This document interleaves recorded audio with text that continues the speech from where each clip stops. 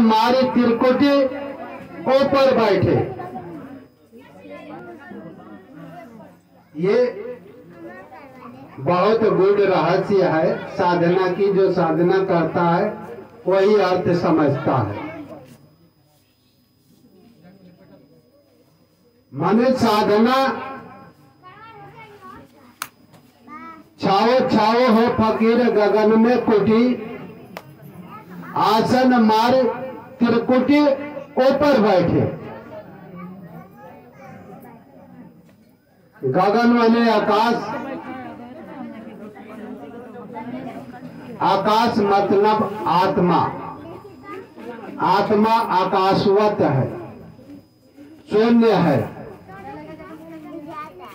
त्रिकुटी माने सत्य रज तम, ये तीनों गुण कुटस्थ हो जाए।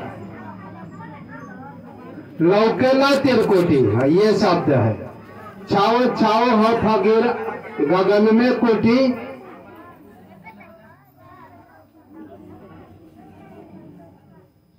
तो कहने का मतलब है कि जब हमारा मन सत्य रज तम तीनों गुण को कुटस्थ कर लेता है, वश में कर लेता है, तो कुटस्थ हो जाता है। तो ब्रह्म के आलोक में ब्रह्म दिखाई देने लगता है। क्या छिपा है वो सब अनुभूतियों को जान लेता है। ये साधन की आस्तर की बात है। बोलिए सदगुरु साईनाथ महाराज की जय।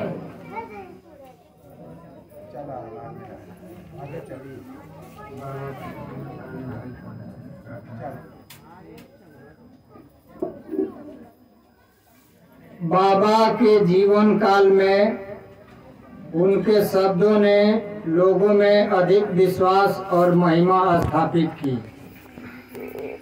परंतु महान आश्चर्य है कि उनके समाधिस्थ होने के उपरांत भी उनका प्रभाव पूर्णता ही है। बाबा ने कहा है कि मुझ पर पूर्ण विश्वास रखो, यद्यपि मैं देह त्याग भी कर दूंगा, फिर भी मेरी अस्थियां आशा और विश्वास का संचार करती रहेंगी। केवल मैं ही नहीं, मेरी समाधि भी वार्तालाप करेगी, चलेगी फिरेगी और उन्हें आशा का संदेश पहुंचाती रहेगी। जो अनन्य भाव से मेरे शरणागत होंगे, निराश न होना कि मैं तुमसे विदा हो जाऊंगा। बाबा कह रहे हैं कि हमारे शरीर को त्याग देने के बाद भी हमारी अस्थियां आशा और विश्वास का संचार करते रहेगी, चलेगी फिरेगी, आशा का संदेश देती रहेगी। चला वार्तालाप करेगी, चलेगी फिरेगी। कहने का मतलब ये है कि बाबा शरीर त्याग दिए हैं, फिर भी ये जीवित है। जो भक्त के अंदर श्रद्धा है, भक्ति है, तो बाबा स्वयं प्रकट भी हो जाते हैं। ऐसी बात नहीं है, हमारे सामने भी प्रकट हुए, हमको भी दर्शन दिए। ऐसा नहीं कि बाबा के पत्थर की मूर्तियां हैं, हमको दर्शन दिए हैं। हम लोग चरणों पर गिरे हैं और गिरने के बाद वो कुछ बात करना चाहे तो अंतर्ध्यान हो गए,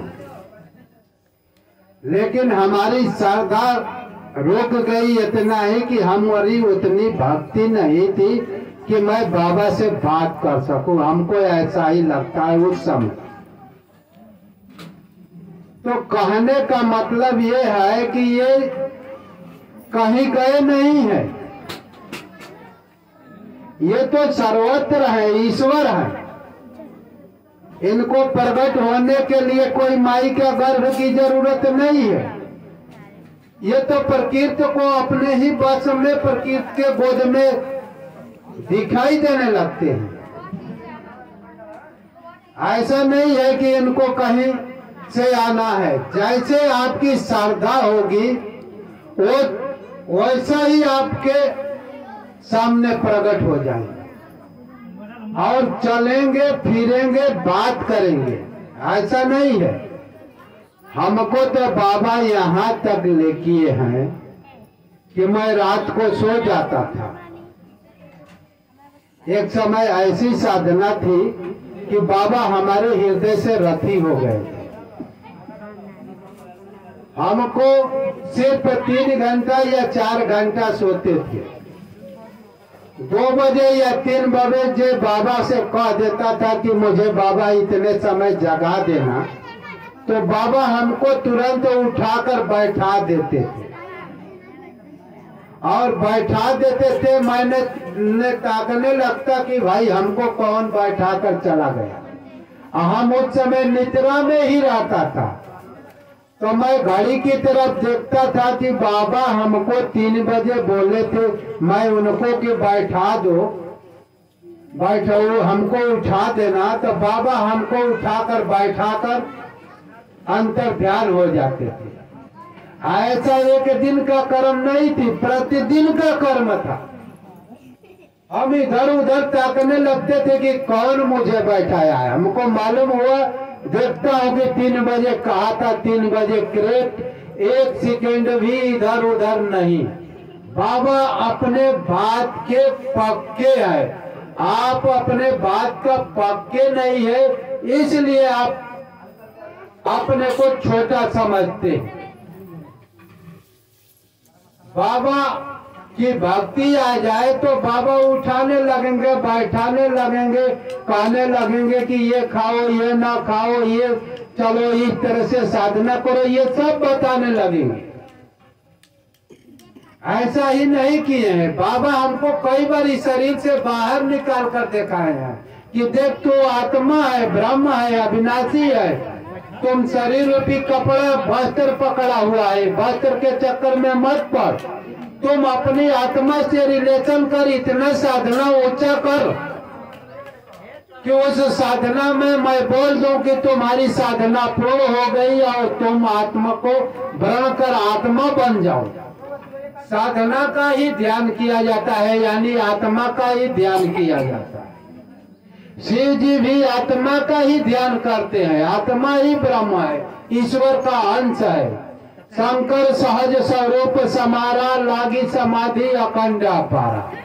सहज किसको बोलते हैं? आत्मा को। स्वरूप, सहज स्वरूप माने अपने स्वरूप को संभाल रहे हैं, माने साधना कर रहे हैं, ध्यान कर रहे हैं, धारणा कर रहे हैं। समाधि इतनी ऊंची होने लगी। शंकर सहज स्वरूप समारा, लागी समाधि अखंड अपारा। इतने गहराई में समाधि में चल गए कि उस समाधि का बाहर का कोई ज्ञान ही नहीं है। साधना इसे बोलते हैं। और साधना ईश्वर को देख कर किया जाता है। ऐसा नहीं कि आंख बंद कर लिया ईश्वर दिखाई दे रहा। साधना देखने की वस्तु है।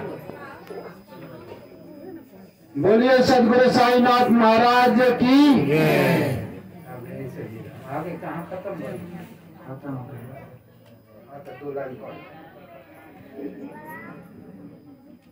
निराश न होना कि मैं तुमसे विदा हो जाऊंगा। तुम सदैव मेरी अस्थियों को भक्तों के कल्याण से चिंतित पाओगे। यदि मेरा निरंतर स्मरण और मुझ पर दृढ़ विश्वास रखोगे तो तुम्हें अधिक लाभ होगा। कहने का तात्पर्य है कि हम पर विश्वास करोगे तो सब कुछ दूंगा, धन दूंगा, दौलत दूंगा, भक्ति दूंगा, तुम्हें ऊंचे साधना दूंगा जिससे तुम्हारी मुक्ति हो जाएगी। ये सब देंगे। बाबा अभी भी जीवित हैं। हम इधर उधर फंसे ना। हम इधर उधर थोड़ी सी बात में फंस जाते हैं, लेकिन फंसना नहीं है। शिव जी भी आत्मा का ही यात्रा किए हैं, बाबा भी आत्मा का ही यात्रा किए हैं। आत्मा ही ईश्वर का रूप है और उस आत्मा के पास समर्थ है। जो आत्मा के पास है वो सब कुछ जानता है, सब कुछ करने में समर्थ है। वो कह देगा कि आपको लड़का हो जाए तो लड़का हो जाएगा, कह देगा कि आपका बेटे का नौकरी लग जाए तो नौकरी मिल जाएगी, आप करोड़पति हो जाओ तो करोड़पति हो जाएगा। उसकी वाणी में इतना दम हो जाता है, उसको शरीर को, जो आत्मा को प्राप्त हो जाता है, उसको शरीर को परमात्मा धारण कर लेता है और उसकी वाणी परमात्मा की वाणी हो जाती है और जो कुछ होता बोलता है वह सत्य बोलता है। साधना यही है। ऐसा नहीं कि कहीं आकाश में कल्पना करे कि ईश्वर आकाश में बैठा हुआ है, आपके हृदय में बैठा हुआ है। सब घट मेरा साइया, खाली घट ना कोई, बलिहारी व घट की जा घट प्रगट हुई। जिस घट से अंतरात्मा प्रकट हो गई, ईश्वर का अवतार हो गया। बलिहारी व घट की जा घट प्रकट हो। साधना का स्तर इतना उन्नत हो जाए कि आत्मा प्रकट हो जाए सदा के लिए, ईश्वर प्रकट हो जाए सदा के लिए।